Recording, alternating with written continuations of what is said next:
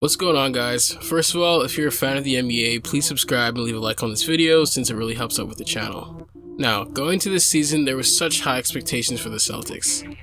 You heard it all last summer. Everyone was saying that the Celtics were going to make the finals with Kyrie and Hayward, the Celtics were going to have 5 All-Stars this season, and so on.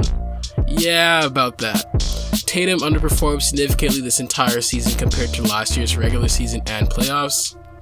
Jaylen Brown was streaky all season long. Hayward never really got back to his expected level of production, and Kyrie's future loomed over the team all season long. There's so many questions that the Celtics need to answer this offseason, but these are the biggest ones. Will Kyrie Irving stay or will he go?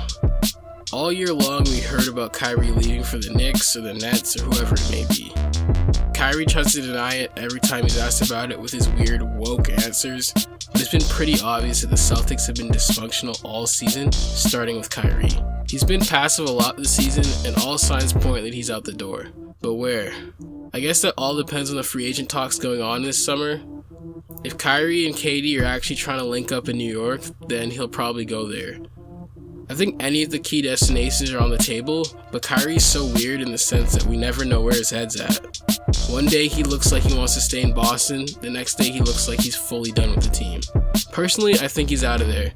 Boston has too much personality and too many guys who think they're better than they are for them to function cohesively. Number 2, what about Anthony Davis? It's been a while, but the Anthony Davis sweepstakes are still on. We all remember when Tatum said that he'd trade himself for Anthony Davis if he were Danny Ainge.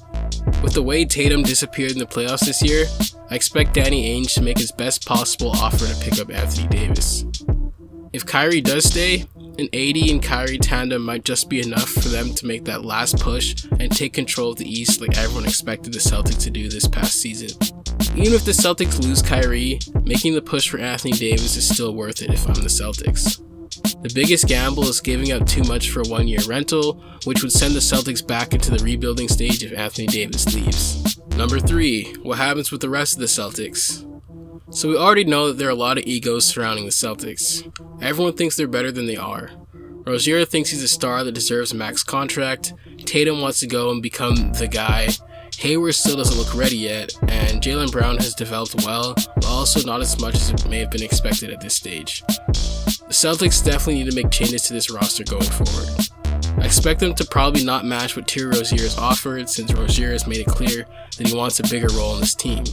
With regards to Hayward, the Celtics have to keep him and hope that he gets it together this offseason. His contract is just too much for any intelligent front office to make a trade for him based on his production. Brown, Tatum, and all other picks are up in the air for Anthony Davis at this point. If the Pels like the offer, the Celtics will definitely ship off Tatum and Brown if necessary. I see Smart, Morris, and Horford as the only guys who will likely for sure be back next season, plus some of the third stringers like the Time Lord Robert Williams. For number 4, what's the future for Brad Stevens? I'm not sure if Brad Stevens deserves to be called overrated, but he didn't deliver to the expectations of him as a premier head coach. For the last few seasons, Stevens has gotten a lot of praise for being such a great and intelligent coach, but there have been a few questions raised over this past season. Stevens himself claimed that he did a bad job in the Bucks series.